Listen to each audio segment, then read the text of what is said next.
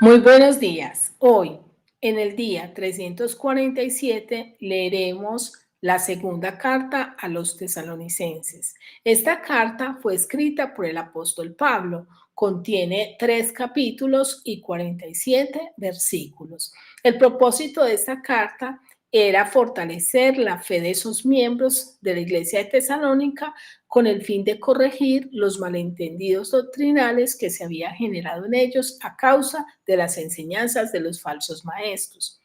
Dado que la iglesia de Tesalónica aún persistía en algunos problemas, pues el apóstol Pablo ya les había escrito la primera carta. Sin embargo, algunos hermanos estaban siendo confundidos con falsas enseñanzas referentes a la segunda venida de Cristo y como consecuencia algunos ya no querían trabajar, pues pensaban que la venida del Señor estaba tan cerca que no necesitaban trabajar. Otros pensaban que el Señor ya había llegado y que los había abandonado. Entonces Pablo les envía esta segunda carta para seguirles instruyendo, alentando y corrigiendo sobre las falsas enseñanzas a las que estaban siendo expuestos.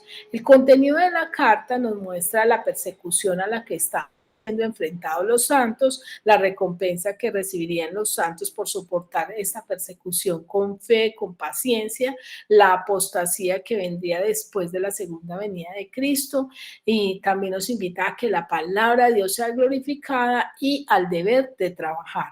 Hoy, en el día 347, leeremos la carta completa, es decir, sus 3 capítulos. Comencemos.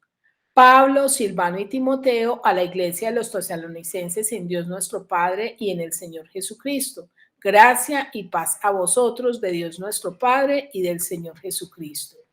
Debemos siempre dar gracias a Dios por vosotros, hermanos, como es digno, por cuanto vuestra fe va creciendo y el amor de todos y cada uno de vosotros abunda para con los demás, tanto que nosotros mismos nos gloriamos de vosotros en las iglesias de Dios, por vuestra paciencia y fe en todas vuestras persecuciones y tribulaciones que soportáis. Esto es demostración del justo juicio de Dios, para que seáis tenidos por dignos del reino de Dios, por el cual asimismo padecéis. Porque es justo delante de Dios pagar con tribulación a los que os atribulan, y a vosotros que sois atribulados, daros reposo con nosotros, cuando se manifieste el Señor Jesús desde el cielo con los ángeles de su poder, en llama de fuego, para dar retribución a los que no conocieron a Dios, ni obedecen el Evangelio de nuestro Señor Jesucristo, los cuales sufrirán pena de eterna perdición, excluidos de la presencia del Señor y de la gloria de su poder.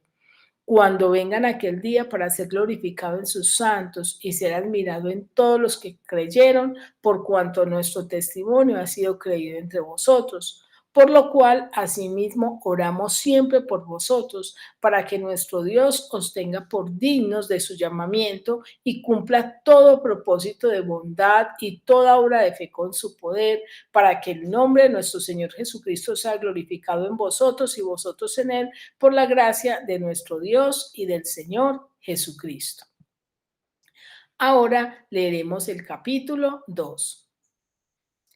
Pero con respecto a la venida de nuestro Señor Jesucristo y nuestra reunión con Él, os rogamos, hermanos, que no os dejéis mover fácilmente de vuestro modo de pensar, ni os conturbéis, ni por espíritu, ni por palabra, ni por carta como si fuera nuestra, en el sentido de que el día del Señor está cerca. Nadie os engañe en ninguna manera, porque no vendrá sin que antes venga la apostasía y se manifieste el hombre de pecado, el hijo de perdición, el cual se opone y se levanta contra todo lo que se llama Dios y es objeto de culto, tanto que se sienta en el templo de Dios como Dios, haciéndose pasar por Dios. ¿No os acordáis que cuando yo estaba todavía con vosotros os decía esto? Y ahora vosotros sabéis lo que lo detiene, a fin de que a su debido tiempo se manifieste, porque ya está en acción el misterio de la iniquidad, solo que hay quien al presente lo detiene hasta que él a su vez se ha quitado de en medio, y entonces se manifestará aquel inicuo a quien el Señor matará con el espíritu de su boca y destruirá con el resplandor de su venida. inicuo, cuyo advenimiento es por obra de Satanás, con gran poder y señales y prodigios mentirosos, y con todo engaño de iniquidad para los que se pierden, por cuanto no recibieron el amor de la verdad para ser salvos. Por esto, Dios les envía un poder engañoso para que crean la mentira, a fin de que sean condenados todos los que no creyeron a la verdad, sino que se complacieron en la injusticia. Pero nosotros debemos dar siempre gracias a Dios respecto a vosotros, hermanos amados por el Señor, de que Dios os haya escogido desde el principio para salvación mediante la santificación por el Espíritu y la fe en la verdad, a lo cual os llamó mediante nuestro Evangelio para alcanzar la gloria de nuestro Señor Jesucristo. Así que, hermanos, estad firmes y retener la doctrina que habéis aprendido, sea por palabra o por carta nuestra. Y el mismo Jesucristo, Señor nuestro y Dios nuestro Padre, el cual nos amó y nos dio consolación eterna y buena esperanza por gracia, conforte vuestros corazones y os confirme en toda buena palabra y obra. Ahora leeremos el capítulo 3. Por lo demás, hermanos, orad por nosotros para que la palabra del Señor corra y sea glorificada, así como lo fue entre vosotros, y para que seamos perversos y malos, porque no es de todos la fe, pero fiel es el Señor, que os afirmará y guardará del mal. Y tenemos confianza respecto a vosotros en el Señor, en que hacéis y haréis lo que os hemos mandado, y el Señor encamine vuestros corazones al amor de Dios y a la paciencia de Cristo.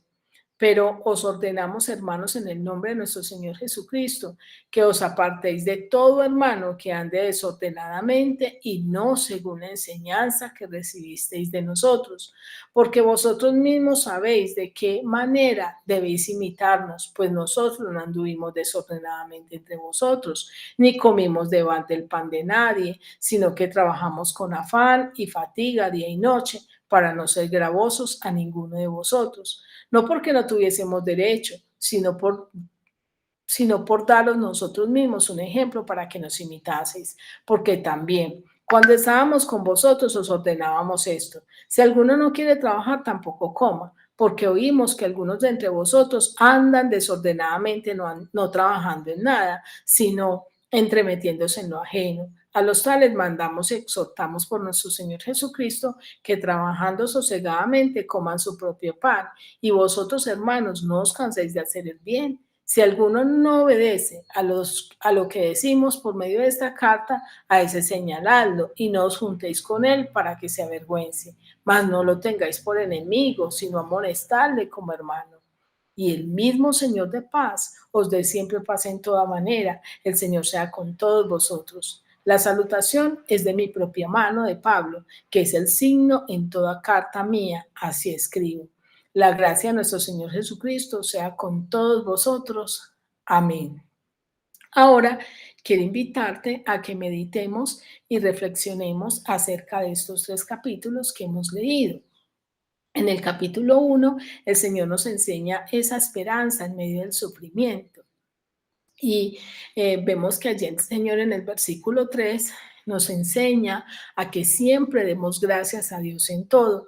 Nótese que Pablo escribe esta carta acerca de los problemas que estaba viviendo la iglesia, de cómo muchos estaban siendo confundidos. Sin embargo, en la oración, Pablo se centra en darle gracias a Dios por aquellos que estaban viviendo en la fe. Y dice: debemos siempre dar gracias a Dios por vosotros, hermanos, como es digno, por cuanto vuestra fe va creciendo.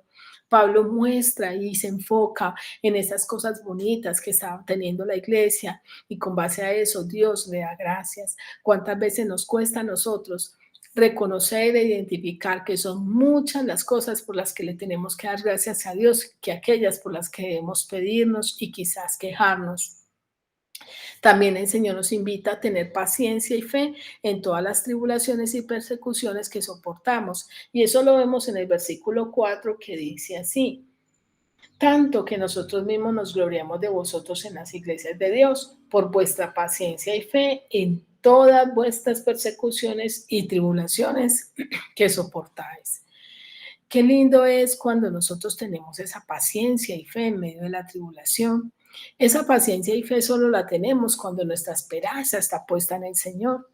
Cuando sabemos que estas tribulaciones y estos momentos difíciles o sufrimientos por los cuales pasamos no son eternos, son momentos a través de los cuales Dios quiere formar en nosotros su imagen, pero que eso pasará y que llegará el momento donde Dios hará su obra completa en nosotros y ese momento lo esperamos. Por eso nos habla de una retribución segura a los que vivimos en Cristo. Lo vemos en los versículos 6 al 7 que dice así: porque es justo delante de Dios pagar con tribulación a los que os atribulan, y a vosotros que sois atribulados, daros reposo con nosotros cuando se manifieste el Señor Jesús desde el cielo con los ángeles de su poder.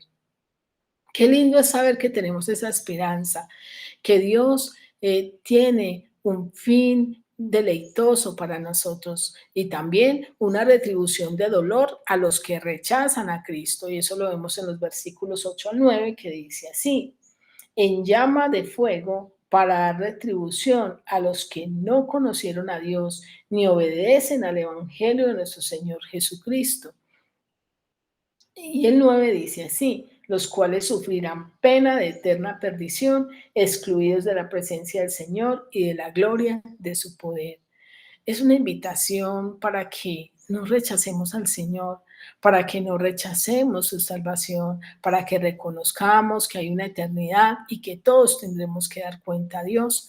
El Señor nos hace un llamado a glorificar siempre a Cristo y eso lo vemos en el versículo 12 que dice así: para que el nombre de nuestro Señor Jesucristo sea glorificado en vosotros y vosotros en Él, por la gracia de nuestro Dios y del Señor Jesucristo. En el capítulo 2, el Señor nos habla sobre ese día glorioso, el día del Señor, un día glorioso para los que hemos decidido reconocer su señorío, reconocer que le necesitamos, vivir en Él, y un día de dolor para aquellos que han decidido rechazarlo. Ante la verdad de Dios, el enemigo siempre querrá presentar una mentira, y eso lo vemos en los versículos 1 al 2 que dice: pero con respecto a la venida de nuestro Señor Jesucristo y nuestra reunión con Él, os rogamos, hermanos, que no os dejéis mover fácilmente de vuestro modo de pensar, ni conturbéis ni por espíritu, ni por palabra, ni por carta, como si fuera nuestra, en el sentido que el día del Señor está cerca. Siempre el enemigo va a querer disfrazar la verdad de Dios, mostrándola como una supuesta verdad, pero añadiéndole siempre mentira. La Biblia dice que Satanás es mentiroso y padre de mentira. Y aquí nos advierte el apóstol Pablo que no nos dejemos mover fácilmente de esto que el Señor nos ha enseñado, ni nos conturbemos, ni nos sintamos preocupados, sino que confiemos en Él. Y dice que no creamos a aquellos que llegan ni por espíritu: ay, es que yo vi una sombra, es que yo me imaginé esto, es que tuve un sueño, ni aquellos que vengan en el sentido de engañarnos por palabra. Entonces hay personas que usan palabras muy persuasivas, ni aquellos que por carta, que dicen: no, es que en ese tiempo Pablo les había escrito una carta, y si ustedes leen al final, nuevamente al final del libro, de este segundo libro de Tesalonicenses, Pablo les dice, mire, en los últimos versículos, Pablo dice así: en el versículo 17, capítulo 3, la salutación es de mi propia mano, de Pablo, que es el signo de toda carta mía, así escribo.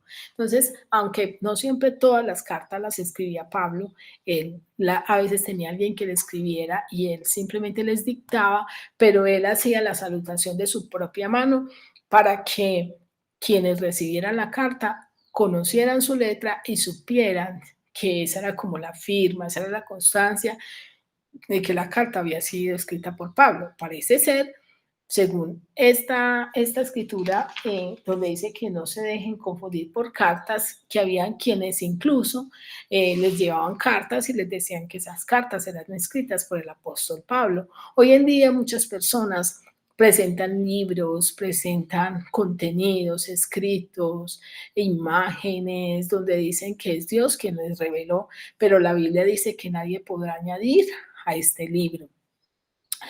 Antes de la venida del Señor vendrá la apostasía, y eso lo vemos en el versículo 3 de este capítulo 2 que dice: nadie os engañe en ninguna manera, porque no vendrá sin que antes venga la apostasía. La apostasía es tergiversar la verdad. Es estas falsas doctrinas que se han querido levantar, y hoy en día vemos tantas religiones, tantas doctrinas, tantas expresiones y aún predicaciones erróneas que son contrarias a la palabra. Aún la misma iglesia ha permitido que se permeen las falsas doctrinas, y tenemos que tener mucho cuidado, porque antes de la venida del Señor también se manifestará el anticristo, como lo vemos en el versículo 3 que dice: nadie os engañe en ninguna manera, porque no vendrá sin que antes venga la apostasía y se manifieste el hombre de pecado, el hijo de perdición, que engañará a muchos, como dice más adelante en el versículo 9, dice: inicuo, cuyo advenimiento es por obra de Satanás, con gran poder y señales y prodigios mentirosos. Tenemos que tener mucho cuidado, porque aún este anticristo hará poderes, hará milagros, hará señales, que muchos caerán en ese engaño por no haber creído en la verdad. Dios es soberano y Él nunca pierde el control. Muchas personas dicen: pero si Él es Dios, ¿por qué no acaba con el mal? Mira lo que acá está la respuesta. Versículos 6 al 7 dice: y ahora vosotros sabéis lo que lo detiene. Está hablando del anticristo, lo que lo detiene, a fin de que a su debido tiempo se manifieste, porque ya está en acción el misterio de la iniquidad. Todo el tiempo ha habido maldad, ha habido perversidad, y cada vez se aumenta más la maldad. Y dice: solo que hay quien al presente lo detiene, hasta que él a su vez se ha quitado de en medio, y entonces se manifestará aquel inicuo, a quien el Señor matará por el espíritu de su boca. Entonces, no es que Dios no pueda, no es que simplemente es que Dios tiene el control, y Él dice: a su debido tiempo. Lo que Dios está haciendo es que Él nos está dando oportunidad a nosotros de reconocer que tenemos una naturaleza pecaminosa y que necesitamos arrepentirnos y volvernos a Él. Por poderoso que sea el mal, no vencerá a Dios. Y eso lo vemos en el versículo 8 que dice: y entonces se manifestará aquel inicuo, a quien el Señor matará con el espíritu de su boca, y destruirá con el resplandor de su venida. Qué bendición que Dios siempre, siempre es todopoderoso, glorioso. Él es grande, Él es maravilloso, y Él vencerá completamente al mal, al inicuo. Quienes reciban la verdad, quienes no reciban la verdad, perdón, serán engañados, versículos 10 al 12. Y con todo engaño de iniquidad para los que se pierden, por cuanto no recibieron el amor de la verdad para ser salvos. Por esto Dios les envía un poder engañoso para que crean la mentira, a fin de que sean condenados todos los que no creyeron a la verdad, sino que se complacieron en la injusticia. Por eso es importante que nosotros creamos a la verdad de la palabra de Dios. Y también nos hace un llamado a estar firmes y retener la doctrina, versículo 15. Así que, hermanos, estad firmes y retener la doctrina que habéis aprendido, sea por palabra o por carta nuestra. En el capítulo 3, el Señor nos hace una invitación a no estar ociosos, sino a trabajar, pero también a tener cuidado, que a veces trabajamos tanto que queremos lograr nuestra autorrealización y nos olvidamos de Dios. Entonces, no estar ociosos, sino trabajar, pero tener en cuenta que debemos depender de Dios. En primer lugar, nos enseña que la oración es clave para que la palabra corra y para enfrentar las dificultades. Y lo vemos en los versículos 1 al 2, que dice: por lo demás, hermanos, orad por nosotros para que la palabra del Señor corra y sea glorificado así como lo fue entre vosotros, y para que seamos librados de hombres perversos y malos, porque no es de todos la fe. Entonces, habrá momentos donde vamos a predicar y Dios quiere que lo hagamos, pero debemos hacer todo dependiendo del Señor. Así sea una buena obra, debemos depender completamente de Dios a través de la oración, pedirle al Señor que esa palabra corra, y que también nos ayude a enfrentar dificultades, porque como dice acá la palabra, habrán personas que no son de la fe y que irán en contra de que prediquemos. Tenemos un Dios que es fiel y nos afirma y guarda, y eso lo vemos en el versículo 3. Pero fiel es el Señor, que os afirmará y guardará del mal. Por eso tenemos que estar confiados, por eso tenemos que estar seguros en el Señor. Necesitamos depender completamente de Dios, como lo dice el versículo 5. Y el Señor encamine vuestros corazones al amor de Dios y a la paciencia de Cristo. Por nosotros mismos no podemos ser buenos, solamente Dios puede encaminar nuestros corazones a esa fe en Él, puede encaminar nuestros corazones a ese amor en Él, puede encaminar nuestros corazones a esa paciencia en Él. Por lo tanto, tenemos que confiar en Él. Necesitamos depender completamente de Él. Y el Señor nos hace un llamado a aquellos que están ociosos, versículos 6 y 10. Pero os ordenamos, hermanos, en el nombre de nuestro Señor Jesucristo, que os apartéis de todo hermano que ande desordenadamente y no según la enseñanza que recibisteis de nosotros, del versículo 10. Porque también cuando estábamos con vosotros os ordenábamos esto: si alguno no quiere trabajar, tampoco coma. Entonces muchos estaban ociosos al punto que ya no trabajaban, pero estaban entrometiéndose en lo ajeno. Y Dios dice, no, deben trabajar. No estén ociosos, porque el estar ociosos nos lleva a entrometernos en lo ajeno, como lo vemos en el versículo 11, que dice así: porque oímos que algunos de entre vosotros andan desordenadamente, no trabajando en nada, sino metiéndose en lo ajeno. Entonces, ¿cuántas veces el ocio nos lleva a pecar? Porque nos lleva muchas veces a dedicar tiempo a cosas que no aprovechan, a buscar por ejemplo, ahora sería en internet, en redes sociales, cosas que quizás no nos van a ayudar. Y no debemos cansarnos de hacer el bien, versículo 13. Y vosotros, hermanos, no os canséis de hacer el bien. Muchas veces nos cansamos, decimos, es que yo siempre pido perdón, es que yo siempre soy el que hago esto, es que yo siempre soy el que hago aquello, pero si lo que estamos haciendo es bueno, no nos cansemos, no nos cansemos de hacer el bien, porque el Señor nos está diciendo, y además la palabra también dice que a su tiempo segaremos y no desmayamos. Un llamado a restaurar y no a formar enemigos. Versículos 14 al 15. Si alguno no obedece a lo que decimos por medio de esta carta, a este señaladlo y no os juntéis con él para que se avergüence. Mas no le tengáis por enemigo, sino amonestadle como hermano. Entonces es un llamado que el Señor nos hace como una advertencia a no acariciar el pecado de nadie, pero tampoco a desechar la persona y tenerla como enemigo. Nos invita a apartarnos por un tiempo de esa persona, a restaurarle, a mostrarle, a buscar la restauración y no tenerlo como enemigo. Quiero terminar esta meditación con la siguiente pregunta: ¿qué tal nosotros? ¿Será que estamos viviendo como a Dios le agrada?